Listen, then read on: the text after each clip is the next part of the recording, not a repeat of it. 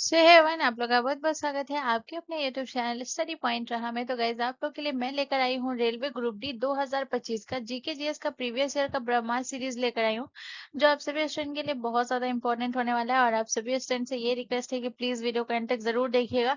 तो अभी कुछ टाइम पहले हमारा सीरीज चला था जो कि मैं सब्जेक्ट वाइज लेकर आ रही थी, और आज जो है वो हमारा पूरा मिक्सअप वाला है, ठीक है ना। आज हमारा मिक्सअप वाला है, ठीक है। तो चलिए बिना देर के स्टार्ट करते हैं अपने सेशन को और अपने पहले क्वेश्चन की तरफ बढ़ते हैं।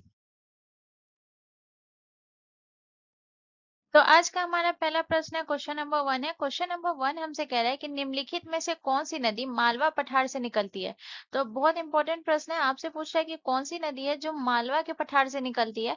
तो कृष्णा नदी निकलती है, नर्मदा नदी, ताप्ती नदी या फिर काली सिंध नदी। तो गाइज इसका जो करेक्ट आंसर होगा वो हो जाएगा ऑप्शन डी, हमारा करेक्ट आंसर है काली सिंध नदी। और याद रखिएगा, काली सिंध नदी जो है ये मालवा के पठार से तो निकलती है, लेकिन कभी कभी पूछा जाता है ये काली नदी जो है मालवा के पठार के किस साइड से निकलती है। गैस तो याद रखिएगा मालवा पठार के पश्चिमी भाग से निकलती है, ठीक है। काली सिंधी नदी जो है याद रखिएगा मालवा क्षेत्र से, मालवा मालवा क्षेत्र के कौन साइड से निकलती है गैस, पश्चिमी, पश्चिमी पश्चिमी भाग से निकलती है, ठीक है। पश्चिमी भाग से निकलती है। अब यहाँ पे जो है आपको अब बाकी नदियों के बारे में पता होना चाहिए कि किस नदी का उद्गम कहाँ से होता है। तो जैसे सबसे पहले कृष्णा नदी है, ठीक है। तो यहाँ पे मैं उद्गम की बात कर रही हूँ, ठीक है। तो यहाँ पे ऊपर में लिख देते हैं उद्गम। तो कृष्णा नदी का उद्गम कहाँ से होता है गाइस, तो याद रखिएगा कृष्णा नदी का उद्गम होता है महाबलेश्वर से, ठीक है। कृष्णा नदी का उद्गम होता है महाबलेश्वर से, और महाबलेश्वर से जो ये होता है, महाबलेश्वर से, तो ये कहाँ है महाबलेश्वर, तो याद रखिएगा ये महाराष्ट्र में, ठीक है। महाबलेश्वर आपका कहाँ है गाइस, तो याद रखिएगा महाराष्ट्र में, ठीक है। तो इसका उद्गम महाबलेश्वर से होता है। इसके अलावा अगर मैं बात करूँ तो यहाँ पे आपका दूसरा कौन सा है, नर्मदा नदी है। तो नर्मदा नदी का उद्गम कहाँ से होता है गाइस, तो याद रखिएगा नर्मदा नदी का उद्गम के बारे में बात करें, ठीक है। तो इसका उद्गम होता है अमरकंटक पहाड़ी से, अमरकंटक, अमरकंटक पहाड़ी से किसका उद्गम होता है, ये होता है नर्मदा नदी का। और अमरकंटक की पहाड़ी कहाँ है गाइस, तो याद रखिएगा अमरकंटक की पहाड़ी आपका मध्य प्रदेश में, ठीक है। अमरकंटक की पहाड़ी आपका कहाँ है, मध्य प्रदेश में। वैसे ही अगर मैं ताप्ती नदी की बात करूं तो ताप्ती नदी का उद्गम कहाँ से होता है गाइस, तो याद रखिएगा ताप्ती नदी का उद्गम जो होता है ये होता है सतपुड़ा पहाड़ी से, ठीक है। तो याद रखिएगा सतपुड़ा, सतपुड़ा पहाड़ी से। और सतपुड़ा पहाड़ी भी आपका कहाँ है गाइस, तो याद रखिएगा सतपुड़ा पहाड़ी भी आपके जो है ये मध्य प्रदेश में। तो मैं यहाँ पे लिख देती हूँ सतपुड़ा पहाड़ी आपका कहाँ है, मध्य प्रदेश में। तो ये हो गया नदियों के उद्गम के बारे में। अब जैसे अगर मैं आपको बताऊं कि और कौन कौन सी नदी है जो मालवा के पठार से निकलती है, तो जैसे अगर मैं बात करूं तो सबसे इंपॉर्टेंट याद रखिएगा चंबल नदी। चंबल नदी कहाँ है, इसका जो है ये भी याद रखिएगा ये मालवा के पठार से निकलती है। इसके अलावा अगर मैं बात करूँ तो और याद रखिएगा और कौन सी हो गई, सिप्रा नदी। एक बार एग्जाम में पूछा भी गया था सिप्रा नदी के बारे में, ठीक है। तो याद रखिएगा सिप्रा नदी हो गया। इसके अलावा अगर मैं बात करूँ तो याद रखिएगा और कौन सी नदी हो गई, सबसे इंपॉर्टेंट याद रखिएगा बेतवा नदी। बेतवा नदी मालवा के पठार से निकलती है, ठीक है, बेतवा नदी। इसके अलावा अगर मैं बात करूँ तो और कौन सी नदी हो गई, बेतवा नदी के बाद आपको याद रखना है केनो नदी, केनो नदी, ठीक है। और एक जो है आपका ये तो है ही एक काली सीन नदी, ठीक है। इस सभी का उद्गम जो है ये कहाँ से होता है गाइस, तो याद रखिएगा इन सभी का जो है याद रखिएगा कहाँ से निकलती है, तो ये सभी निकलती है मालवा पठार से, मालवा पठार, मालवा पठार से निकलती है। अब यहाँ पे जो है मैं आपको कुछ मालवा पठार के बारे में जो है इंपॉर्टेंट पॉइंट बताऊंगी। मैं आपको बताऊंगी मालवा पठार के बारे में, मालवा पठार, ठीक है। तो सबसे पहले जो है मालवा पठार के बारे में आपको याद क्या रखना है वो मैं बता रही हूँ। तो सबसे पहले इसकी जो है याद रखिएगा मालवा पठार की ऊंचाई कितनी है गाइस, ये आपको ध्यान रखना है। तो मालवा पठार की जो ऊंचाई है वो है 500 से लेकर 600 मीटर तक मालवा पठार की ऊंचाई है, ठीक है, 500 से 600 मीटर। इसके अलावा जो सबसे इम्पोर्टेंट पॉइंट पूछा क्या जाता है मालवा पठार से, तो याद रखिएगा ये पूछा जाता है कि ये कौन कौन से साइड में किससे घिरा हुआ है, ये पूछा जाता है। तो यहाँ पे अगर आपसे पूछे कि उत्तर पश्चिम, उत्तर पश्चिम में जो है मालवा पठार के उत्तर पश्चिम में क्या है guys? तो उत्तर पश्चिम में है अरावली पर्वत, अरावली, ठीक है, उत्तर पश्चिम में। इसके अलावा अगर मैं बात करूँ पूर्व में इसके क्या है guys, तो याद रखिएगा मालवा पठार के पूर्व में है बुंदेलखंड। बुंदेलखंड, ठीक है।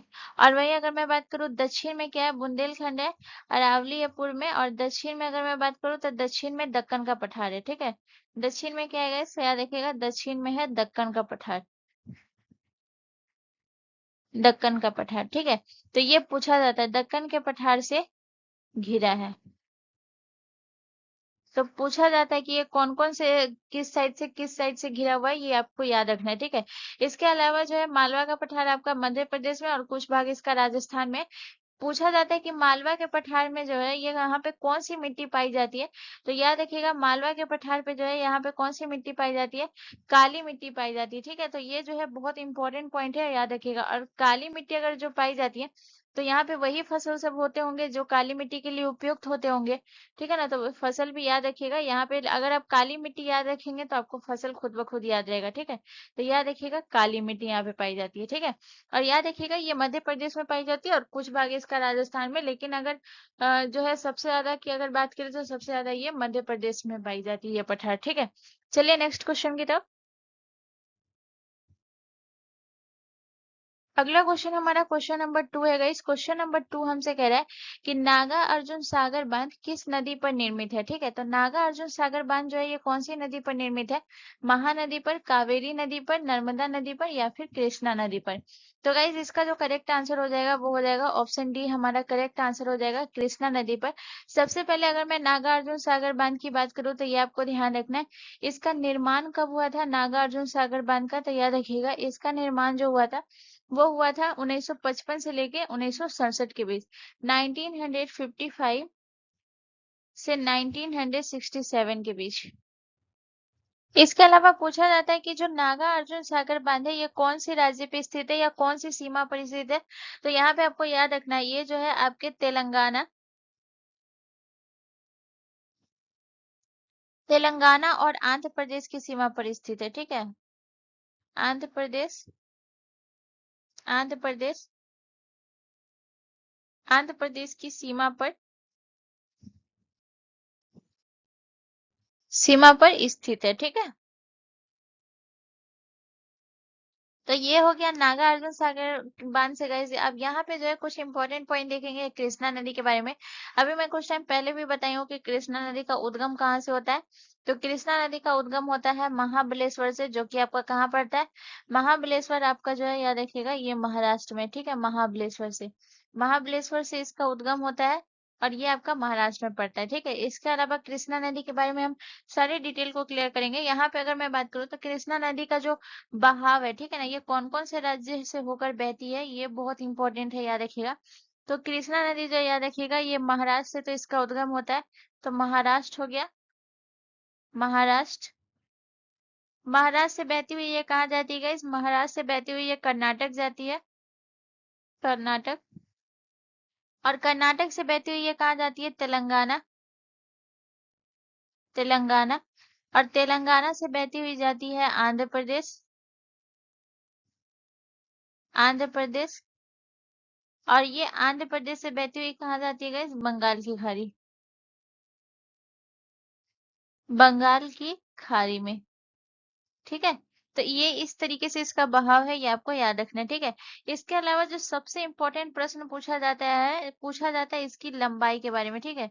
याद रखिएगा कि अगर मैं बात करूं कि इसकी लंबाई जो है ये कितनी है गाइस, ये आपको ध्यान रखना है, कृष्णा नदी की कुल लंबाई। तो याद रखिएगा इसकी लंबाई है लगभग, ठीक है। अगर मैं बात करूं तो लगभग कितना है, लगभग है 1400 किलोमीटर, 1400 किलोमीटर, ठीक है। इसके अलावा अगर मैं बात करूँ तो इसकी कुछ सहायक नदियों के बारे में भी बात कर लेते हैं। जैसे कि अगर मैं बात करूँ कि कृष्णा नदी की सहायक नदी कौन कौन सी है, सहायक नदी। तो याद रखिएगा कृष्णा नदी की सहायक नदी हो गई आपका, जो सबसे इंपॉर्टेंट है याद रखिएगा तुंगभद्रा नदी,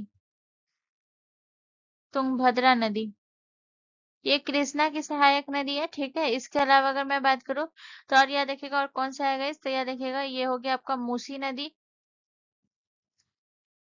हैदराबाद इसी नदी के तट पर स्थित है, ठीक है। मूसी नदी, इसके अलावा अगर मैं बात करूँ तो कौन सा हो गया गैस, यह देखिएगा मालप्रभा, मालप्रभा नदी, ठीक है।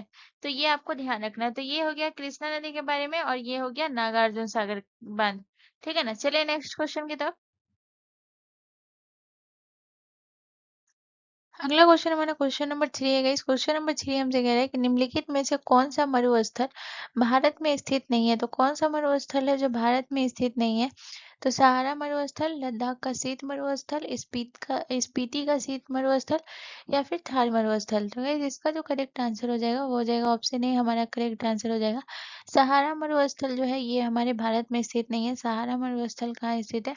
सहारा मरुस्थल जो है ये उत्तरी अफ्रीका में स्थित है। उत्तरी अफ्रीका।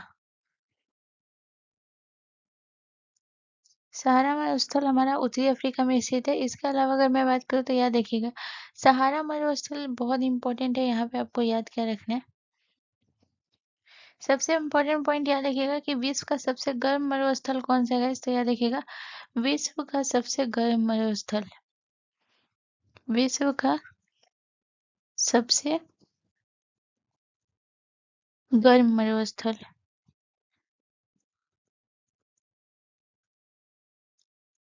ठीक है। विश्व का सबसे गर्म स्थल है। और याद रखिएगा यहाँ पे जो है, याद रखिएगा यहाँ पे जो है रेत का जो है विशाल टीला है, ठीक है। रेत का, रेत का विशाल टीला है। और जिसकी ऊंचाई कितनी है, इस रेत के विशाल टीला की ऊंचाई कितनी है गाइस, याद रखिएगा इसकी जो ऊंचाई है वो है लगभग 200 मीटर, 200 मीटर, ठीक है। तो ये हो गया आपके सहारा मरुस्थल के बारे में। इसके अलावा अगर हम बात करते हैं लद्दाख का शीत मरुस्थल, लद्दाख का शीत मरुस्थल जो है आपको ध्यान रखना है, ये है आपका भारत का सबसे ठंडा मरुस्थल कहाँ है गाइस। याद रखिएगा भारत का सबसे ठंडा मरुस्थल, ठंडा मरुस्थल, भारत का सबसे ठंडा मरुस्थल है लद्दाख का शीत मरुस्थल, ठीक है। इसके अलावा अगर हम बात करें जो स्पीति का मरुस्थल है, ये कहाँ है। स्पीति का शीत मरुस्थल जो है ये हिमाचल प्रदेश में है। हिमाचल, एक गलत हो गया, इसे सही कर लीजिएगा। हिमाचल प्रदेश, हिमाचल प्रदेश में स्थित है, ठीक है। इसके अलावा अगर हम बात करें जो राजस्थान में जो है ये कौन सा है, तो लद्दाख थार मरुस्थल जो है ये कहाँ है, इसे याद रखिएगा थार मरुस्थल राजस्थान में, राजस्थान में, ठीक है। और याद रखिएगा ये जो है भारत का सबसे गर्म मरुस्थल है, ठीक है। भारत का सबसे गर्म मरुस्थल, सबसे गर्म मरुस्थल, ठीक है। इसके अलावा अगर हम बात करें तो यहाँ पे एक पॉइंट और लिखा होंगे जो कि बहुत ज़्यादा इंपॉर्टेंट है, तो इसे मैं बॉक्स बना देती हूँ ताकि यहाँ पे आप लोगों को मिक्स मिक्स नहीं लगे, ठीक है। तो यहाँ पे एक प्रश्न ये भी याद रखिएगा कि यहाँ पे जो मैं आपको बताऊँ कि विश्व का सबसे गर्म मरुस्थल जो है ये सहारा मरुस्थल है। लेकिन अगर आपसे प्रश्न ये पूछा जाए कि विश्व का सबसे ठंडा मरुस्थल कौन सा है, ठंडा मरुस्थल, तो याद रखिएगा विश्व का सबसे ठंडा मरुस्थल कौन सा है, तो ये है आपका अंटार्कटिका, अंटार्कटिका, ठीक है। तो याद रखिएगा। चलिए नेक्स्ट क्वेश्चन की तरफ। अगला क्वेश्चन हमारा क्वेश्चन नंबर 4 है गाइस। क्वेश्चन नंबर 4 हमसे कह रहा है कि ठुमरी निम्नलिखित में से किस घराने से संबंधित है। तो ठुमरी किस घराने से संबंधित है, आगरा घराने से, लखनऊ घराना से, ग्वालियर घराना से, या फिर किराना घराना से। तो गाइस इसका जो करेक्ट आंसर होगा वो हो जाएगा ऑप्शन बी, हमारा करेक्ट आंसर हो जाएगा। अगर मैं आपको बताऊं कि जो ठुमरी जो है ये आपके कौन कौन से घराने से संबंधित है, ये सिर्फ लखनऊ घराने से संबंधित नहीं है। ये कौन कौन से घराने से संबंधित है, तो पहले आपको याद रखना है ये जो है, आपको याद रखिएगा पहले, पहले याद रखिएगा लखनऊ घराने से, लखनऊ घराना से संबंधित है ठुमरी का। इसके अलावा अगर मैं बात करूँ तो और कौन है गाइस, तो याद रखिएगा। और आपको याद रखना है पटियाला घराने से संबंधित है, पटियाला, पटियाला घराने से संबंधित है, ठीक है। इसके अलावा अगर मैं बात करूँ तो और कौन सा घराना है गाइस, पटियाला घराना हो गया। इसके अलावा आपको याद रखना है आपको जो है बनारस घराना, बनारस, बनारस घराने से, ठीक है। और इसके अलावा एक और याद रखिएगा कौन सा है, गया घराना, गया घराना। अब सबसे इम्पोर्टेंट पूछा जाता है कि जैसे कि लखनऊ घराना है, तो लखनऊ घराने के जो है प्रसिद्ध कलाकार कौन से हैं, इससे याद रखिएगा। लखनऊ घराने के प्रसिद्ध कलाकार दो हैं, ठीक है ना, पहला और दूसरा नाम याद रखिएगा। तो पहला नाम किसका याद रखना है, पहला नाम याद रखिएगा बेगम अख्तर का, बेगम अख्तर, ठीक है। और दूसरा नाम किसका याद रखना है, दूसरा नाम याद रखिएगा बिंदादिन महाराज का, बिंदा, बिंदादिन महाराज, बिंदादिन महाराज। और याद रखिएगा लखनऊ घराने की जो है आपकी बेगम अख्तर, बेगम अख्तर को क्या कहा जाता है, बेगम अख्तर को ठुमरी की मल्लिका कहा जाता है, ठीक है। तो अगर आपसे पूछा जाए कि ठुमरी की मल्लिका किसको कहा जाता है, तो याद रखिएगा ठुमरी की मल्लिका कौन है, ठुमरी की मल्लिका है बेगम अख्तर, जो कि लखनऊ घराने से, ठीक है, ठुमरी की मल्लिका।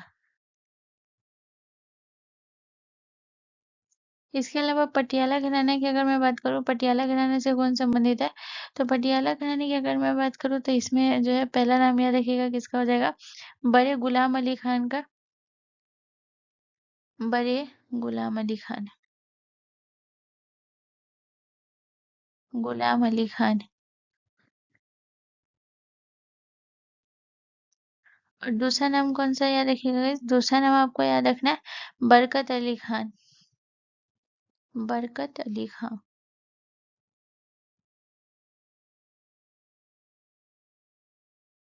ठीक है। इसके अलावा अगर मैं बात करूँ तो और कौन है, पहला नाम बनारस घराने की अगर मैं बात करूँ तो बनारस घराने से कौन संबंधित है guys? तो याद रखिएगा बनारस घराने से जो है यह हो गया आपकी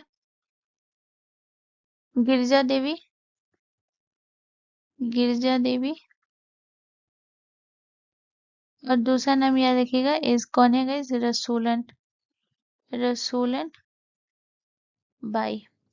तो र यहाँ पे सही से नहीं लिख रहा है तो इसे मैं इरेज करके और जो है सही से लिख देती हूँ, रसूलन बाई, ठीक है। अब पूछा जाता है गाइस ये तो है ठुमरी की मल्लिका है, अगर आपसे पूछा जाए कि जो है जो ये गिरजा देवी है गाइस, या देखिएगा इसको क्या कहा जाता है, ठुमरी की रानी, ठीक है। तो अगर आपसे प्रश्न पूछा जाए कि ठुमरी की रानी किसको कहा जाता है, तो यह देखिएगा ठुमरी की मल्लिका बेगम अख्तर को, जो कि लखनऊ घराना से, और ठुमरी की रानी गिरजा देवी को, जो कि है बनारस घराना से, ठीक है, ठुमरी की रानी। इसके अलावा अगर मैं बात करूँ गया घराने से कौन से है, तो गया घराने से याद रखिएगा सीताराम तिवारी, ठीक है। गया घराने से संबंधित कौन है, तो गया घराने से संबंधित है सीताराम तिवारी, सीताराम तिवारी, ठीक है। इसके अलावा आपको याद रखना है कि ठुमरी की जो उत्पत्ति हुई है वो कहाँ हुई है, ये आपको ध्यान रखना है, ठीक है। ठुमरी की उत्पत्ति, ठुमरी की उत्पत्ति, ठीक है। तो ठुमरी की उत्पत्ति कहाँ से हुई है गाइस, तो याद रखिएगा ठुमरी की उत्पत्ति हुई है जो ये नवाब वाजिद अली शाह के दरबार से, ठीक है, याद रखिएगा नवाब वाजिद अली शाह के दरबार से, वाजिद अली शाह के दरबार से, ठीक है। चलिए नेक्स्ट क्वेश्चन की तरफ। अगला क्वेश्चन हमारा क्वेश्चन नंबर 5 है गाइस। क्वेश्चन नंबर 5 हमसे कह रहा है कि निम्नलिखित में से कौन सी एक अदिश राशि है। अदिश राशि कौन सी है, चुंबकीय क्षेत्र है, संवेग है, ऊर्जा है, या फिर विद्युत क्षेत्र है। तो गाइज इसका जो करेक्ट आंसर होगा वो हो जाएगा ऑप्शन सी, हमारा करेक्ट आंसर हो जाएगा, ठीक है। ऊर्जा ना हमारा एक अदिश राशि है। अब सदिश और अदिश राशि जो होती है ये दोनों होता है, तो इस दोनों को हम पहचानेंगे कैसे, तो सबसे पहले अगर हम अदिश राशि की बात करें तो इसे हम क्या कहते हैं, अदिश राशि को हम कहते हैं scalar quantity, scalar quantity, quantity कहते हैं, ठीक है। अब इसका जो है परिभाषा क्या होता है सदिश राशि का? सदिश राशि का परिभाषा जो होता है वो होता है वह भौतिक राशि, वह भौतिक राशि जिसमें परिमाप हो, जिसमें परिमाप, परिमाप मतलब क्या होता है? जिसमें परिमाप हो, जिसका मतलब होता है मैग्नीट्यूड, ठीक है ना। परिमाप को हम क्या कहते हैं? मैग्नीट्यूड, मैग्नीट्यूड जिसमें परिमाप हो लेकिन दिशा नहीं होता है, लेकिन दिशा जो है, दिशा, ठीक है, दिशा नहीं होती है, दिशा नहीं होती है मतलब डायरेक्शन, ठीक है, दिशा नहीं होती है मतलब डायरेक्शन। इसके अलावा अगर हम बात करें guys, तो पहले यहाँ पे जो दिशा है इसको हम सही कर देते हैं, दिशा, ठीक है। नोट करते हुए चलिएगा गाइस, सारा इंपॉर्टेंट पॉइंट लिखा रही हूँ, ठीक है। अब यहाँ पे जो मैंने आपको बताया था कि ऊर्जा आपका एक अदिश राशि है, तो यहाँ पे इसका एसआई मात्रक याद रखिएगा कि ऊर्जा का एसआई मात्रक क्या होता है गाइस, तो याद रखिएगा ऊर्जा का एसआई मात्रक होता है जूल, ठीक है ना। ऊर्जा का एसआई मात्रक क्या होता है गाइस, ये आपको ध्यान रखना है, ऊर्जा का एसआई मात्रक होता है जूल। इसके अलावा अगर हम बात करें तो यहाँ पे अगर मैं बात करूँ कि कौन कौन सी भौतिक राशि है जो एक अदिश राशि है, ठीक है। तो यहाँ पे आपको अगर मैं बात करूँ द्रव्यमान, जिसे हम मास कहते हैं, द्रव्यमान आपका एक अदिश राशि है। इसके अलावा चाल आपका एक अदिश राशि है, ठीक है। इसके अलावा अगर मैं बात करूँ तो तापमान हो गया, तापमान आपका एक अदिश राशि है। इसके अलावा आपका समय यानी कि टाइम आपका अदिश राशि है। दूरी, डिस्टेंस आपका अदिश राशि है। इसके अलावा अगर मैं बात करूँ कार्य, कार्य आपका एक अदिश राशि है। आयतन आपका एक अदिश राशि है, आयतन। इसके अलावा अगर मैं बात करूँ घनत्व, घनत्व भी आपका एक अदिश राशि है, ठीक है ना। इसके अलावा अगर मैं बात करूँ दाब, ये सारे जो है ये आपके अदिश राशि है, ठीक है ना। तो याद रखिएगा, बहुत बार एग्जाम में पूछा गया है सदिश राशि और अदिश राशि, ठीक है। चलिए नेक्स्ट क्वेश्चन की तरफ। अगला क्वेश्चन हमारा क्वेश्चन नंबर 6 है गाइस। क्वेश्चन नंबर 6 कह रहा है कि संयुक्त राष्ट्र यानी कि यूनाइटेड नेशन की स्थापना कब हुई थी? तो 1945 में, 1919 में, 1939 में या फिर 1950 में? तो गाइस संयुक्त राष्ट्र जो यूनाइटेड नेशन है इसकी स्थापना 1945 में हुई थी।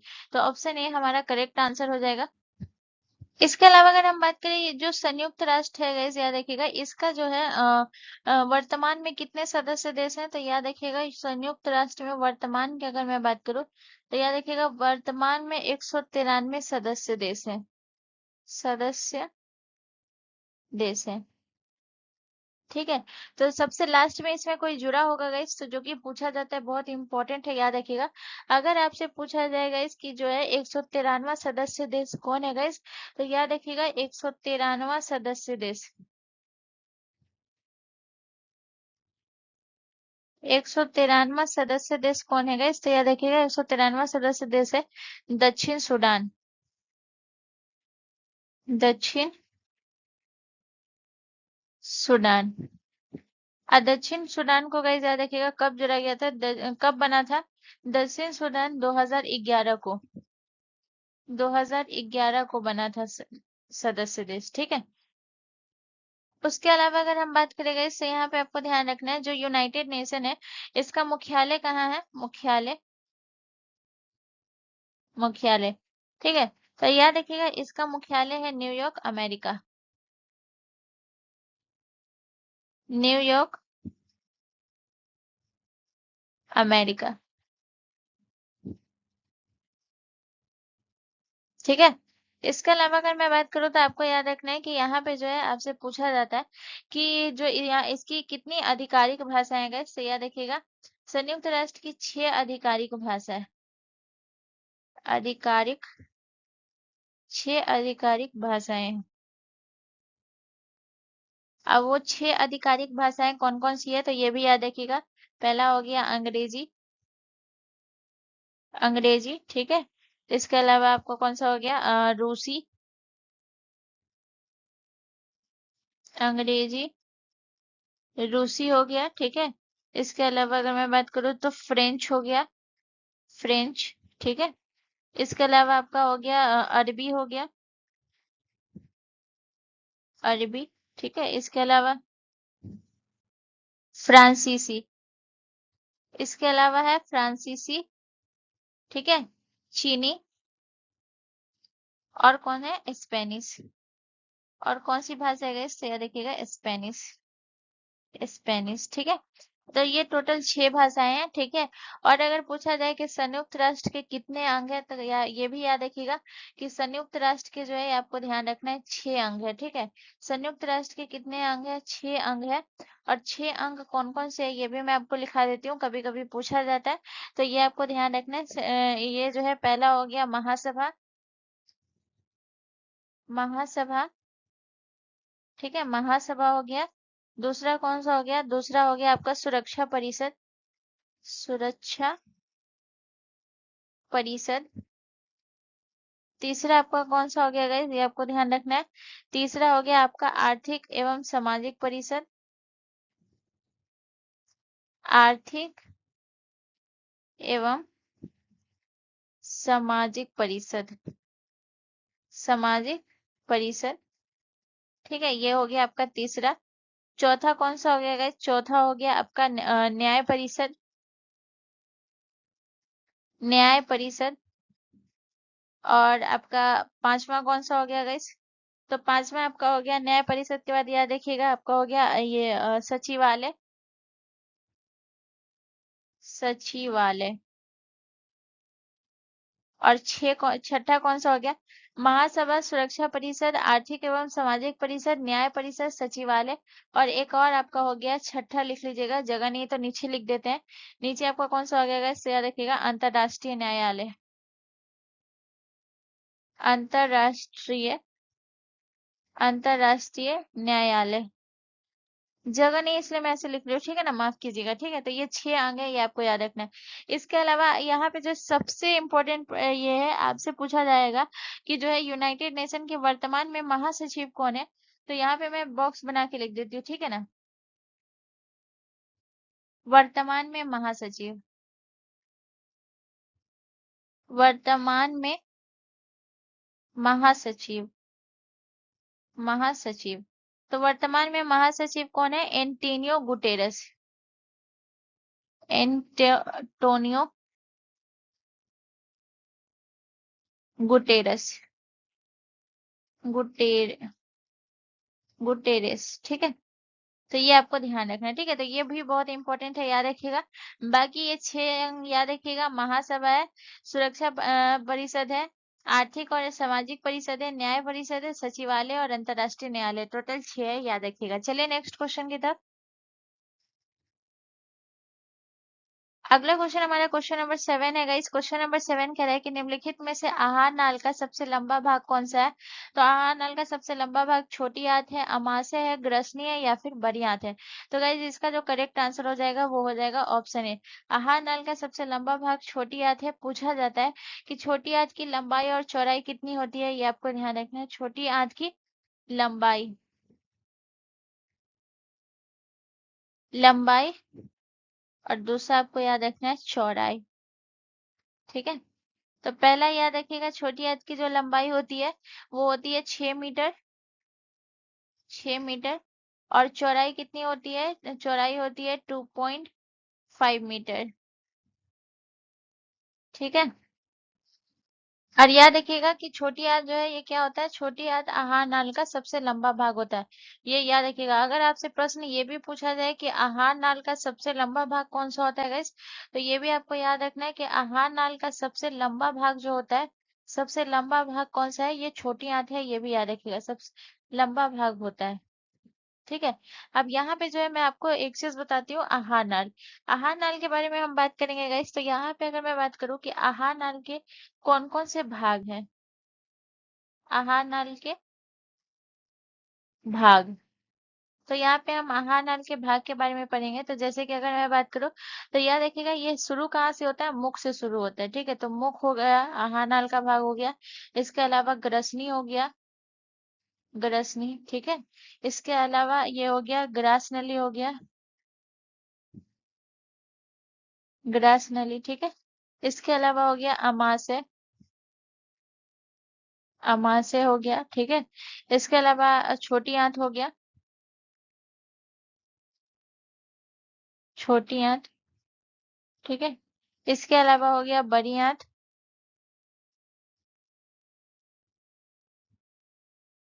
बड़ी आंत हो गया, ठीक है। इसके अलावा जो हो गया गुदा। तो ये जो है आहार नाल के भाग हो गए। अगर आपसे प्रश्न ये भी पूछा जाए कि आहार नाल कहाँ से शुरू होता है, तो याद रखिएगा शुरू जो होता है ये कहाँ से होता है, शुरू होता है मुख से, ठीक है। तो शुरू अगर आपसे मैं बात करूं तो शुरू होता है मुख से और खत्म कहाँ पे हो जाता है, खत्म होता है ये आपके गुदा पे, ठीक है, याद रखिएगा। इसके अलावा पूछा जाता है कि आहार नाल की जो है लंबाई कितनी होती है, ये भी याद रखिएगा, आहार नाल की लंबाई, ठीक है। तो ये आपको ध्यान रखना, आहार नाल की लंबाई होती है 4.5 से लेकर 7.5 मीटर तक, 4.5 से 7.5 मीटर, ठीक है। तो ये आपको याद रखना है। चलिए नेक्स्ट क्वेश्चन की तरफ। अगला क्वेश्चन हमारा क्वेश्चन नंबर 8 है गाइस। क्वेश्चन नंबर 8 कह रहा है कि विद्युत परिपथ में फ्यूज का उपयोग क्यों किया जाता है। तो परिपथ को अधिक धारा से बचाने के लिए, परिपथ को चालू रखने के लिए, परिपथ को बंद करने के लिए, या फिर परिपथ को स्थिर रखने के लिए। तो गाइस इसका जो करेक्ट आंसर होगा वो हो जाएगा ऑप्शन ए, हमारा करेक्ट आंसर हो जाएगा परिपथ को अधिक धारा से बचाने के लिए। अगर मैं आपको बताऊं कि ये कैसे काम करता है, ये भी मैं आपको बताती हूँ। यानी कि जब भी अगर परिपथ में अधिक धारा हो जाएगी, धारा जब बहुत ज्यादा ये बहेगी, तो ये क्या होता है, बहने की वजह से जो है ये तो शॉर्ट सर्किट होगा, ठीक है ना। बहते हैं तो शॉर्ट सर्किट होता है। तो फ्यूज क्या करता है, फ्यूज क्या करता है कि फ्यूज का जो तार होता है अधिक धारा की वजह से वो पिघल जाता है और क्या करता है, तुरंत बंद कर देता है। यानी कि अगर वो पिघल जाएगा तो वो तुरंत बंद कर देता है। तो इसीलिए जो है फ्यूज का उपयोग किया जाता है, ठीक है। चलिए नेक्स्ट क्वेश्चन की तरफ। अगला क्वेश्चन हमारा क्वेश्चन नंबर 9 है गाइस। क्वेश्चन नंबर 9 कह रहा है कि कंप्यूटर में डेटा को अस्थायी रूप से स्टोर करने के लिए कौन सा उपकरण उपयोग किया जाता है। तो हार्ड डिस्क, रोम, रैम, या फिर कैश मेमोरी। तो बहुत इंपॉर्टेंट है, ये आपको ध्यान रखना है कि ये किसका उपयोग किया जाता है गाइस। तो याद रखिएगा हार्ड डिस्क का उपयोग किया जाता है, ठीक है। तो ऑप्शन ए हमारा करेक्ट आंसर हो जाएगा। याद रखिएगा हार्ड डिस्क का उपयोग किया जाता है डेटा को अस्थायी रूप से स्टोर करने के लिए, जो है याद रखिएगा। और आपको ये भी याद रखना है कि हार्ड डिस्क जो होता है, याद रखिएगा, ये कंप्यूटर का जो है मुख्य स्टोरेज डिवाइस है, ठीक है। तो ये आपको ध्यान रखना है, कंप्यूटर का मुख्य स्टोरेज डिवाइस है, मुख्य स्टोरेज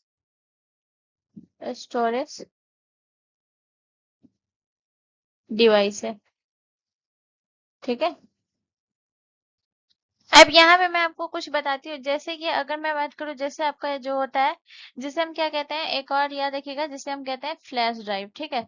जिसे हम क्या कहते हैं, फ्लैश ड्राइव, ठीक है। तो फ्लैश ड्राइव में अगर हम बात करें तो जिसमें आपका क्या आ जाता है, जिसमें आपका यूएसबी वगैरह आता है, यूएसबी वगैरह आता है, या फिर जो है आपका पेन ड्राइव वगैरह आता है, जिसमें पेन ड्राइव, ये कैसा होता है गाइस। तो इसके बारे में आपको क्या लिखना है, इसके बारे में आपको लिखना है गाइस, फ्लैश ड्राइव के बारे में, कि ये क्या होता है, ये छोटे डेटा को स्टोर करने के लिए इसका उपयोग किया जाता है, ठीक है। तो अगर आपसे प्रश्न पूछे कि छोटे डेटा को स्टोर करने के लिए किसका उपयोग किया जाता है, तो इसका उपयोग किया जाता है, ठीक है। छोटे डेटा को स्टोर करने के लिए,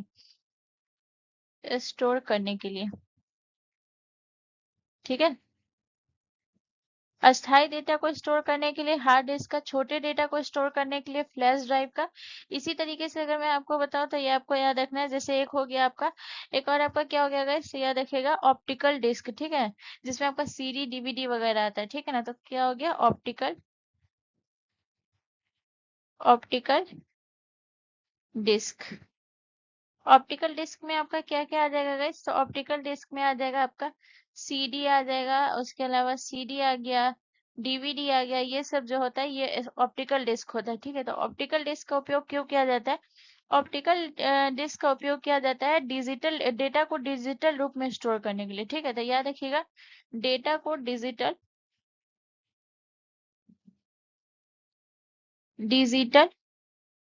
रूप में स्टोर करने के लिए, डिजिटल रूप में स्टोर करने के लिए इसका प्रयोग किया जाता है, स्टोर करने के लिए, ठीक है। इसके अलावा जो है गाइस, और याद रखिएगा, एक और याद रखिएगा, तीसरा memory card, memory memory card. तो मेमोरी कार्ड का उपयोग कहाँ होता है गाइस, तो याद रखिएगा मेमोरी कार्ड का मोबाइल या फिर कैमरा में, मोबाइल मोबाइल या कैमरा में, कैमरा में उपयोग होने वाला स्टोरेज डिवाइस, उपयोग होने वाला स्टोरेज डिवाइस है, ठीक है, स्टोरेज डिवाइस, ठीक है। चलिए नेक्स्ट क्वेश्चन की तरफ। अगला क्वेश्चन हमारा क्वेश्चन नंबर 10 है गाइस। क्वेश्चन नंबर 10 हमसे कह रहा है कि मोपिन महोत्सव किस राज्य का सांस्कृतिक महोत्सव है। तो मोपिन महोत्सव जो अरुणाचल प्रदेश का है, उत्तराखंड का है, मणिपुर का है या फिर मध्य प्रदेश का है। तो गाइस इसका जो करेक्ट आंसर हो जाएगा वो हो जाएगा आपका ऑप्शन जो है अरुणाचल प्रदेश करेक्ट आंसर हो जाएगा, ठीक है। मोपिन महोत्सव जो है ये आपका अरुणाचल प्रदेश का है। सबसे इंपॉर्टेंट बात करेंगे मोपिन महोत्सव के बारे में, एक एक पॉइंट के बारे में याद रखिएगा। ये अरुणाचल प्रदेश के किस जनजाति के द्वारा, तो याद रखिएगा अरुणाचल प्रदेश के गालो जनजाति द्वारा मनाया जाता है ये फेस्टिवल, गालो जनजाति द्वारा, ठीक है। इसके अलावा अगर मैं बात करूं तो याद रखिएगा ये मोपिन महोत्सव जो है, याद रखिएगा ये गालो जनजाति का नववर्ष है, गालो जनजाति का नववर्ष है।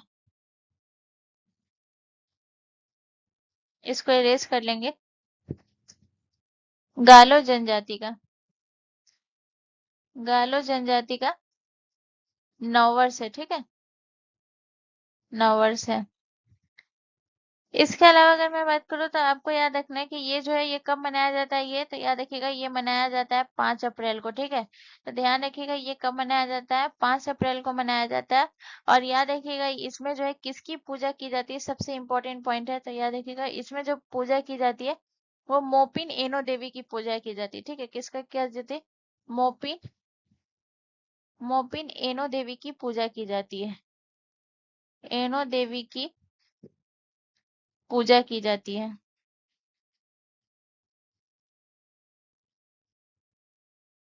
ठीक है। इसके अलावा अगर मैं बात करूँ तो यहाँ पे उत्तराखंड है। उत्तराखंड में जो है कौन सा महोत्सव है उत्तराखंड का, तो याद रखिएगा नंदा देवी महोत्सव। नंदा देवी महोत्सव जो है ये कहाँ का है, नंदा देवी महोत्सव उत्तराखंड का है महोत्सव।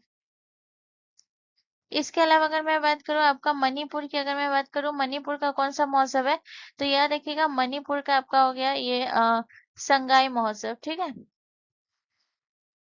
संगाई, संगाई महोत्सव। ये कहाँ का हो गया गाइस, तो ये हो गया आपके मणिपुर का। इसके अलावा अगर मैं मध्य प्रदेश की बात करूँ तो मध्य प्रदेश में याद रखिएगा ये हो गया आपका खजुराहो महोत्सव, खजुराहो नृत्य महोत्सव। ये कहाँ का है, ये मध्य प्रदेश का है महोत्सव, ठीक है। चलिए नेक्स्ट क्वेश्चन की तरफ। अगला क्वेश्चन हमारा क्वेश्चन नंबर 11 है गाइस। क्वेश्चन नंबर 11 कह रहा है कि पैरा ओलंपिक खेलों में 2 स्वर्ण पदक जीतकर रिकॉर्ड बनाने वाले पहले भारतीय कौन बने हैं। तो नीरज यादव, संदीप चौधरी, देवेंद्र झाझड़िया, प्रदीप।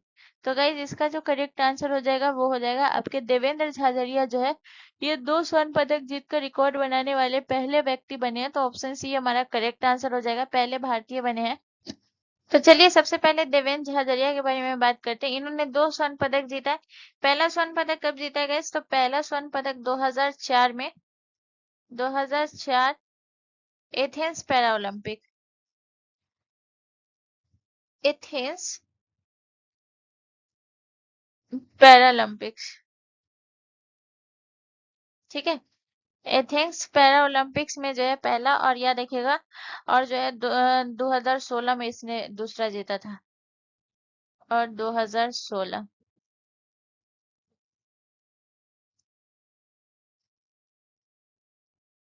रियो पैरा ओलंपिक्स, ठीक है, 2016 में रियो पैरालंपिक्स में, रियो पैरालंपिक्स में क्या फेंका था, भाला फेंका था, भाला, भाला फेंक 2 स्वर्ण पदक जीते थे, ठीक है, 2 स्वर्ण पदक जीते थे, ठीक है। तो याद रखिएगा अगर यही में अगर आपसे प्रश्न पूछा जाए कि 2 स्वर्ण पदक जीतने वाली पहली महिला कौन है गाइस, याद रखिएगा 2 स्वर्ण पदक जीतने वाली, 2 स्वर्ण पदक जीतने वाली, जीतने वाली पहली भारतीय महिला, पहली भारतीय महिला। तो कौन थी गाइस पहली भारतीय महिला जिसका नाम था अवनी लेखरा? कौन थी गाइस? अवनी, अवनी लेखरा। और इन्होंने जो 2 स्वर्ण पदक जीता था गाइस, इन्होंने 2 स्वर्ण पदक कब जीता था? तो याद रखिएगा, एक 2020 में और एक 2024 में। ठीक है, तो यहाँ पे आपको लिखना है क्या है, यहाँ पे लिखिएगा टोक्यो 2020 में, टोक्यो 2020, और पेरिस, और पेरिस 2024, पेरिस 2024 में 10 metre air, air rifle, 10 metre air rifle में जो है याद रखिएगा, जो स्टैंडिंग में स्वर्ण पदक जीतने वाली पहली भारतीय महिला मिली है। ठीक है, तो ये भी आपको ध्यान रखना है। चलिए नेक्स्ट क्वेश्चन की तरफ। अगला क्वेश्चन हमारा क्वेश्चन नंबर 12 है गाइस। क्वेश्चन नंबर 12 हमसे कह रहा है कि लेंस का फोकस दूरी किस पर निर्भर करती है? तो लेंस का फोकस दूरी लेंस की वक्रता पे, लेंस की मोटाई पे, लेंस के पदार्थ के अपवर्तनांक पे, या फिर उपरोक्त सभी पे। तो गाइस इसका जो करेक्ट आंसर हो जाएगा वो हो जाएगा ऑप्शन डी, हमारा करेक्ट आंसर हो जाएगा उपयुक्त सभी पे। ठीक है, लेंस की फोकस दूरी जो है ये सभी पे निर्भर करती है। यहाँ पे अगर मैं बात करूँ तो इसका जो है फॉर्मूला भी होता है, तो इसका जो है सूत्र क्या होता है ये भी याद रखिएगा, बहुत इंपॉर्टेंट है। तो इसका फॉर्मूला बहुत बार एग्जाम में पूछा भी जाता है। ठीक है, तो 1/f बराबर, छोटी ब्रैकेट शुरू, म्यू -1, ठीक है, ब्रैकेट बंद, फिर ब्रैकेट शुरू, 1/r1 अब -1/r2। ये इसका फॉर्मूला होता है। ठीक है, जहां f बराबर क्या हो जाता है, f बराबर हो गया आपका फोकस दूरी, फोकस, ए बराबर हो गया आपका फोकस दूरी। ठीक है, इसके अलावा जो है आपका म्यू बराबर क्या हो गया, म्यू बराबर हो गया आपका अपवर्तनांक, अपवर्तनांक। ठीक है, इसके अलावा म्यू बराबर हो गया अपवर्तनांक, और r1 × r2 जो है ये आपका क्या हो गया, वक्रता त्रिज्या। ठीक है, r1 × r2 ये आपका क्या हो गया, वक्रता त्रिज्या। ठीक है, तो ये हो गया इसका फॉर्मूला, आपको याद रखना है। इसके अलावा आपको एक पॉइंट और नोट करना है, एक पॉइंट आपको और नोट क्या करना है, याद रखिएगा, पतले लेंस की जो फोकस दूरी होती है, याद रखिएगा, पतले लेंस की फोकस दूरी, पतले लेंस की,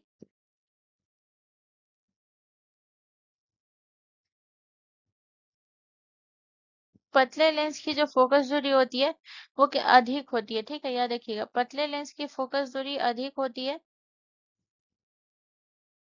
और मोटे लेंस की फोकस दूरी कम होती है, और मोटे लेंस की फोकस दूरी,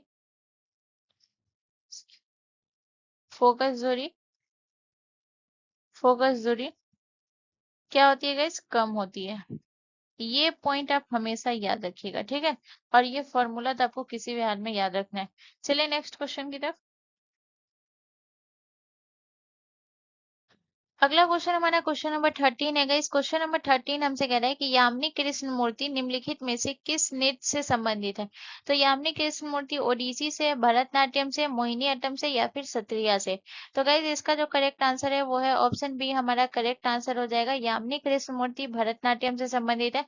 सबसे पहले यामिनी कृष्ण मूर्ति के बारे में बात करेंगे। ठीक है, तो याद रखिएगा, यामिनी कृष्ण मूर्ति सिर्फ भरतनाट्यम से ही संबंधित नहीं है, ये दो नृत्य से संबंधित है। ठीक है, और ये कौन कौन से दो नृत्य से संबंधित है, तो याद रखिएगा, एक तो भरतनाट्यम से संबंधित है, और दूसरा आपको याद रखना है ये जो है कुचिपुड़ी से संबंधित है। ठीक है, तो याद रखिएगा ये किनसे संबंधित है, भरतनाट्यम, भरतनाट्यम, और दूसरा आपको याद रखना है कुचिपुड़ी,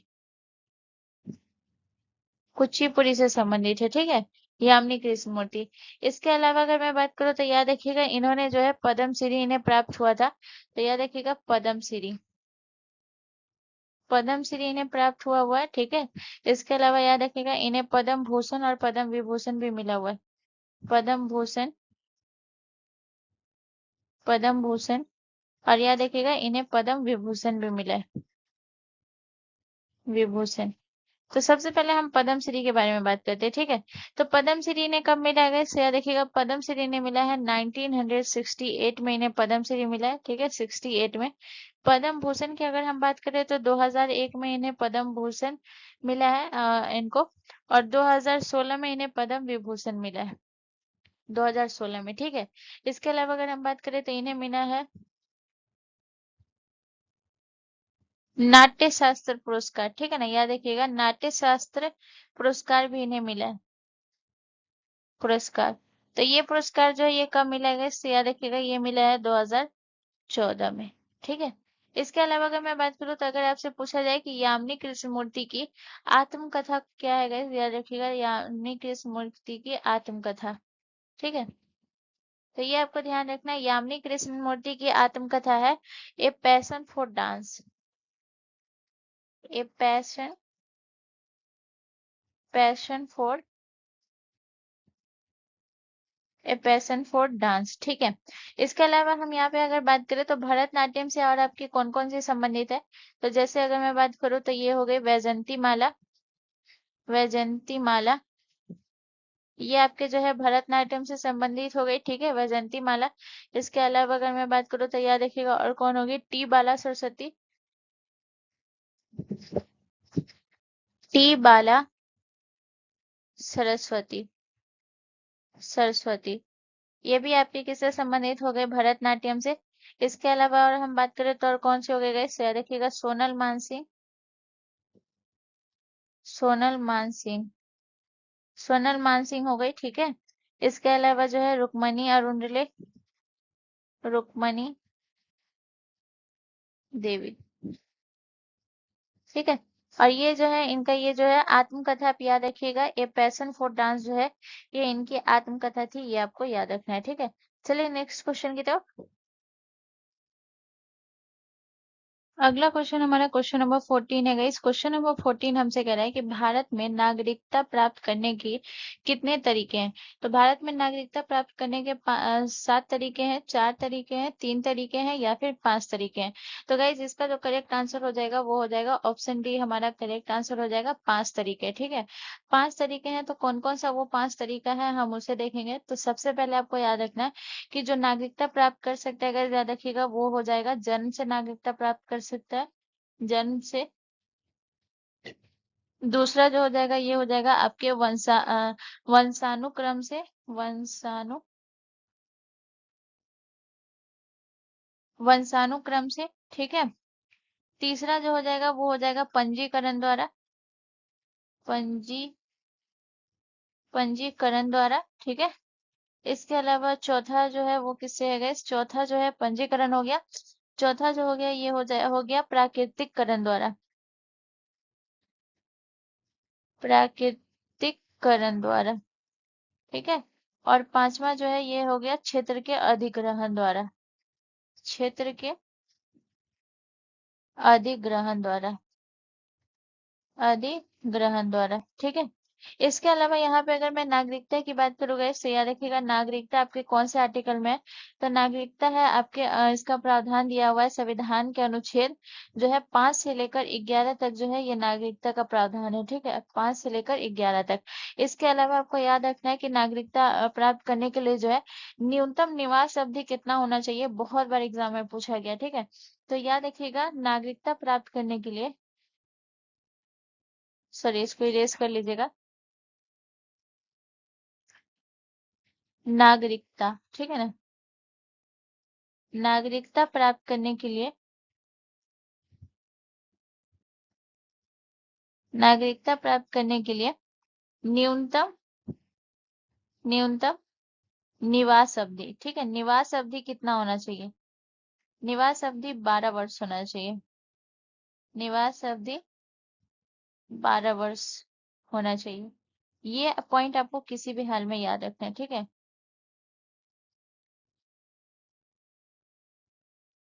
12 वर्ष होना चाहिए, ठीक है।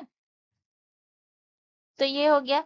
इसके अलावा याद रखिएगा कि किस अधिनियम के तहत जो है नागरिकता अधिनियम है, तो याद रखिएगा नागरिकता अधिनियम जो है, याद रखिएगा ये हो गया है आपका नागरिकता अधिनियम 1955 के द्वारा। ठीक है, किसी की भी नागरिकता प्राप्त करने और समाप्त करने का ये है। ठीक है, तो भारत में नागरिकता अधिनियम कब पारित हुआ था, ये आपको याद रखना है।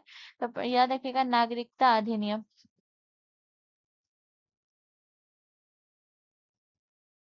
नागरिकता नागरिकता अधिनियम, नागरिकता अधिनियम 1955 में पारित किया गया, पारित किया गया। ठीक है, तो इतना पॉइंट आपको याद रखना है। चलिए नेक्स्ट क्वेश्चन की तरफ। अगला क्वेश्चन हमारा क्वेश्चन नंबर 15 है। इस क्वेश्चन नंबर 15 हमसे कह रहा है कि ग्लोबल यूनिकॉर्न इंडेक्स 2024 में भारत का कौन सा स्थान है, दूसरा, तीसरा, चौथा या पहला। तो ग्लोबल यूनिकॉर्न इंडेक्स में जो है वो भारत का स्थान तीसरा है। ठीक है, तो ऑप्शन बी हमारा करेक्ट आंसर हो जाएगा। अगर आपसे प्रश्न पूछे कि जो है पहले स्थान पे कौन है गाइस, तो ये देखिएगा पहले स्थान पे हो गया आपका संयुक्त राज्य अमेरिका, संयुक्त राज्य अमेरिका, अमेरिका। ठीक है, उसके अलावा चौथे स्थान पे कौन है, चौथे स्थान पे होगा आपका यूनाइटेड किंगडम, यूनाइटेड किंगडम। ठीक है, और जो है दूसरे स्थान पे कौन है, दूसरे स्थान पे चीन है, और तीसरे स्थान पे कौन है, भारत। ठीक है, इसके अलावा जो है यहाँ पे अगर मैं आपको कुछ पॉइंट लिखा हूं, जैसे कि अगर मैं बात करूं कि जो है अगर आपसे प्रश्न पूछे कि वैश्विक,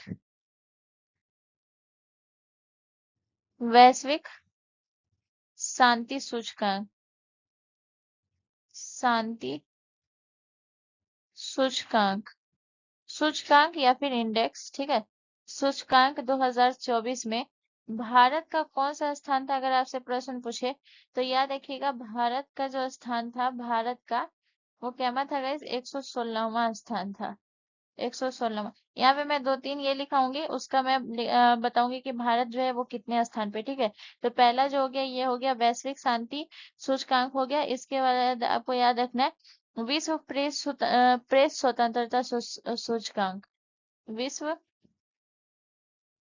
प्रेस स्वतंत्रता सूचकांक, स्वतंत्रता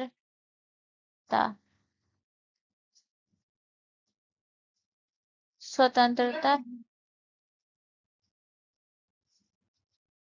सूचकांक। तो इसमें 2024 में जो है ये भारत का स्थान क्या था गाइस, तो याद रखिएगा इसमें भारत का स्थान था 159वां स्थान था, 159वां स्थान। ठीक है, चलिए नेक्स्ट क्वेश्चन की तरफ। अगला क्वेश्चन हमारा क्वेश्चन नंबर 16 है। इस क्वेश्चन नंबर 16 कह रहा है कि सूर्य का अध्ययन निम्नलिखित में से क्या कहलाता है। तो सूर्य का अध्ययन इकोलॉजी, हेलियोलॉजी, लिथोलॉजी या फिर सेरोलॉजी। तो गाइज इसका जो करेक्ट आंसर होगा वो हो जाएगा ऑप्शन बी हमारा करेक्ट आंसर हो जाएगा। सूर्य का अध्ययन जो है वो हेलियोलॉजी कहलाता है। इसके अलावा इकोलॉजी में जो है ये किसका अध्ययन होता है गाइस, तो याद रखिएगा इकोलॉजी में अध्ययन होता है जीव और पर्यावरण, जीव और पर्यावरण के पारस्परिक पारस्परिक संबंधों का अध्ययन क्या कहलाता है, संबंधों का अध्ययन इकोलॉजी कहलाता है। ठीक है, इसके अलावा अगर मैं बात करूँ तो आपको याद रखना है, जैसे अगर मैं लिथोलॉजी की बात करूँ तो सॉरी ये तो हीलियोलॉजी का हो गया। ठीक है, लिथोलॉजी, तो लिथोलॉजी में किसका अध्ययन होता है गाइस, तो लिथोलॉजी में चट्टान और जो है पत्थरों से संबंधित अध्ययन जो है ये किस में होता है, लिथोलॉजी में। ठीक है, चट्टानों, चट्टानों और चट्टानों और पत्थरों से संबंधित। ठीक है, चट्टानों और पत्थरों से संबंधित विषयों का अध्ययन। ठीक है ना, विषयों का अध्ययन क्या कहलाता है, ये कहलाता है लिथोलॉजी। ठीक है, इसके अलावा अगर मैं बात करूँ सेरोलॉजी, सेरोलॉजी में किसका अध्ययन होता है गाइस, छिपकलियों का अध्ययन जो है ये क्या कहलाता है, छिपकलियों का अध्ययन सेरोलॉजी कहलाता है, छिपकलियों का अध्ययन ठीक है, चलिए नेक्स्ट क्वेश्चन की तरफ। अगला क्वेश्चन हमारा क्वेश्चन नंबर 17 है गाइस। क्वेश्चन नंबर 17 कह रहा है कि महाबोधि मंदिर भगवान बुद्ध से संबंधित 4 पवित्र स्थलों में से एक है, स्थित है। तो कहाँ स्थित है? तमिलनाडु में, बिहार में, कर्नाटक में या फिर झारखंड में? तो गाइस इसका जो करेक्ट आंसर है वो है बिहार में। अब जो है यहाँ पे अगर मैं आपको बताऊं तो भगवान बुद्ध से संबंधित जो 4 पवित्र स्थल है, वो 4 पवित्र स्थल कौन कौन से, पहले आपको तो ये जानना जरूरी है। ठीक है, तो पहला हो गया आपका जो है कौन सा हो गया, लुम्बिनी। लुम्बिनी, लुम्बिनी, ठीक है। इसके अलावा अगर मैं बात करूँ और कौन हो गया, लुम्बिनी हो गया। इसके अलावा पहला पवित्र स्थल। इसके अलावा दूसरा जो है ये कौन सा हो गया, दूसरा हो गया कुशीनगर, कुशीनगर, ठीक है। तीसरा जो हो गया ये कौन सा हो गया, तीसरा जो हो गया ये हो गया सारनाथ, सारनाथ। और जो है चौथा आपका कौन सा हो गया, चौथा हो गया आपका जो है ये हो गया कौन सा, बोध गया। अब यहाँ पे अगर मैं बताऊँ तो बिहार मैंने ऑप्शन में क्यों डाला है, जैसे कि अगर मैं बताऊँ आपका जो लुम्बिनी है, लुम्बिनी आपका कहाँ पे है, लुम्बिनी आपका नेपाल में है, ठीक है। कुशीनगर आपका कहाँ है गाइस, तो याद रखिएगा ये आपके उत्तर प्रदेश में है, उत्तर प्रदेश में है, ठीक है। इसके अलावा जो है सारनाथ कहाँ है, ये भी आपका उत्तर प्रदेश में है, उत्तर प्रदेश में। और बोध गया कहाँ है, तो ये आपके बिहार में, बोध गया, ठीक है। अब यहाँ पे जो है बोध गया, सबसे पहले हम बोध गया के बारे में प्रश्न पूछा है तो इसी को क्लियर करते हैं। तो बोध गया में याद रखिएगा बुद्ध को क्या हुआ था, ज्ञान की प्राप्ति हुई थी, बुद्ध को ज्ञान की प्राप्ति हुई, ज्ञान की प्राप्ति हुई थी, ठीक है। और याद रखिएगा ये जो है कौन से पेड़ के नीचे हुआ था पूछा जाता है, तो याद रखिएगा ये हुआ था पीपल, पीपल के वृक्ष के नीचे, वृक्ष के नीचे, ठीक है। इसके अलावा आपको याद रखना है ये जो ज्ञान की प्राप्ति हुई थी, इन्हें कब हुई थी, तो याद रखिएगा इन्हें जो ज्ञान की प्राप्ति हुई थी ये हुआ था वैशाख पूर्णिमा के दिन। तो ये भी याद रखिएगा कब हुआ था, तो जगह नहीं है मैं कहाँ लिखूं, यहाँ पे साइड में ही लिख देती हूँ, ठीक है। तीसरा पॉइंट आपको क्या याद रखना है, कब हुआ था इनको ज्ञान की प्राप्ति, वैशाख पूर्णिमा के दिन, वैशाख पूर्णिमा के दिन, ठीक है। इसके अलावा आपको याद रखना है कि जो बिहार के जो है बोध गया में एक महाबोधि मंदिर है, महाबोधि मंदिर है, जिसे यूनेस्को में शामिल किया गया है। तो इसे यूनेस्को में कब शामिल किया गया महाबोधि मंदिर को, 2002 में, यूनेस्को में 2002 में शामिल किया गया, शामिल किया गया, ठीक है। तो याद रखिएगा। अब लुम्बिनी की अगर मैं बात करूँ तो लुम्बिनी जो है ये आपका नेपाल में है। और यहाँ पे जो है ये जो लुम्बिनी जो है ये भगवान बुद्ध के जो है, बुद्ध के जन्म से संबंधित है, बुद्ध के जन्म से, ठीक है। इसके अलावा कुशीनगर की अगर मैं बात करूँ तो यह देखिएगा ये जो है बुद्ध ने जो है यहाँ पे शरीर का त्याग किया था।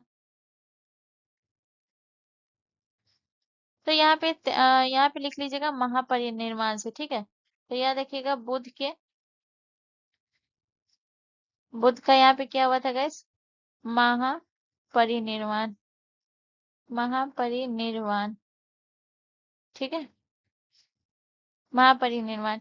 और सारनाथ की अगर मैं बात करूँ तो सारनाथ में क्या होता है गैस, तो सारनाथ में ने जो है बुद्ध ने अपना प्रथम उपदेश दिया या पहला उपदेश दिया, बुद्ध ने अपना पहला उपदेश दिया, पहला उपदेश दिया था, ठीक है। चलिए नेक्स्ट क्वेश्चन की तरफ।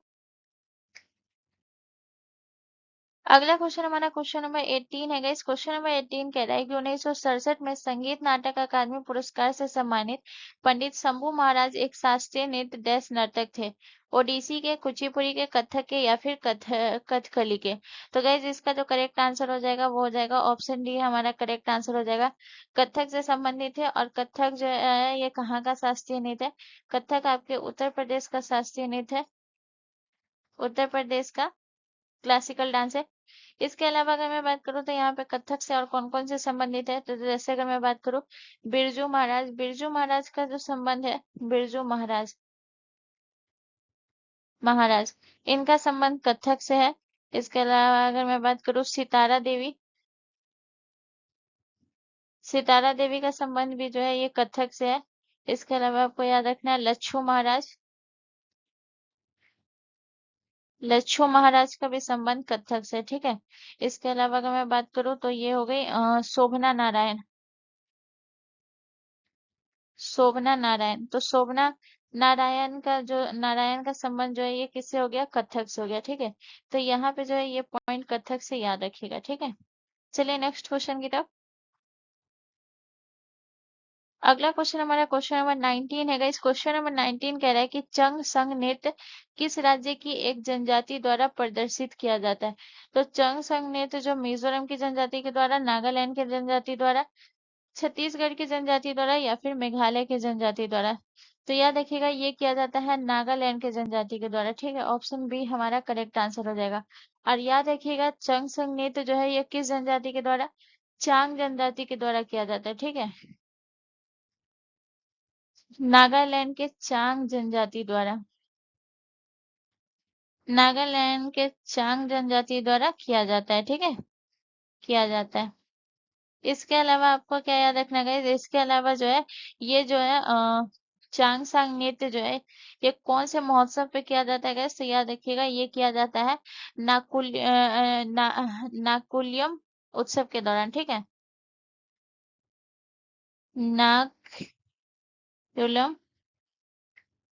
उत्सव के दौरान, उत्सव के दौरान किया जाता है, ठीक है। ठीक है। इसके अलावा अगर मैं बात करूँ तो यह देखिएगा ये कौन से महीने में किया जाता है? तो यह देखिएगा ये जो है आपका नाकुल्य या उत्सव जो है ये किया जाता है आपका जुलाई महीने में। जुलाई महीने में ये किया जाता है, ठीक है। जुलाई महीने में।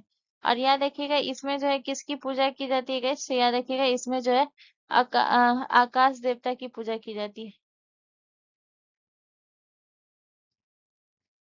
आकाश देवता की पूजा की जाती है, ठीक है। चलिए नेक्स्ट क्वेश्चन की तरफ। अगला क्वेश्चन हमारा क्वेश्चन नंबर 20 है गाइस। क्वेश्चन नंबर 20 हमसे कह रहा है कि तापमान को मापने के लिए किस उपकरण का उपयोग किया जाता है? तो तापमान को मापने के लिए थर्मामीटर का, बैरोमीटर का, हाइड्रोमीटर का या फिर पायरोमीटर का। तो गाइस इसका जो करेक्ट आंसर हो जाएगा वो हो जाएगा ऑप्शन ए हमारा करेक्ट आंसर हो जाएगा। थर्मामीटर का उपयोग जो है तापमान मापने के लिए, बैरोमीटर का उपयोग जो है वायु दाब मापने के लिए, वायु दाब मापने वायु दाब मापने के लिए। इसके अलावा हाइड्रोमीटर का जो उपयोग किया जाता है द्रवों का घनत्व मापने के लिए, द्रवों का घनत्व मापने के लिए, ठीक है। इसके अलावा अगर मैं बात करूं पायरोमीटर का उपयोग किस लिए किया जाता है? तो पायरोमीटर का उपयोग किया जाता है उच्च तापमान मापने के लिए, उच्च ताप उच्च तापमान मापने के लिए, ठीक है। और इसके अलावा अगर आपसे ये पूछा जाए कि जो है तापमान मापने के लिए जो है थर्मामीटर का उपयोग किया जाता है, लेकिन अगर आपसे पूछा जाए कि तापमान के साथ जो है घनत्व मापने के लिए किसका उपयोग किया जाता है? तापमान के साथ तापमान के साथ घनत्व मापने के लिए, घनत्व मापने के लिए किसका उपयोग किया जाता है गाइस? तो याद रखिएगा ये किया जाता है आपके थर्मोहाइड्रोमीटर का। ठीक है, किसका उपयोग किया जाता है? थर्मो थर्मोहाइड्रोमीटर का, हाइड्रोमीटर का, थर्मोहाइड्रोमीटर का उपयोग किया जाता है। बहुत इंपॉर्टेंट प्रश्न है, याद रखिएगा, उपयोग किया जाता है। ठीक है, तो गाइज आज का सेशन यही कंप्लीट होता है। यहाँ से रिलेटेड कोई भी कंफ्यूजन, कोई भी दिक्कत है तो आप मुझसे कमेंट करके पूछ सकते हैं, मैं उसका जरूर रिप्लाई करूंगी। एंड मोस्ट इंपॉर्टेंट चीज है गाइज कि प्लीज अगर ये वीडियो आपके लिए थोड़ा सा भी इंफॉर्मेटिव था तो प्लीज चैनल को जरूर सब्सक्राइब कर ले एंड बेल आइकन पर जरूर क्लिक कर ले। मिलते हैं नेक्स्ट वीडियो में। जय हिंद।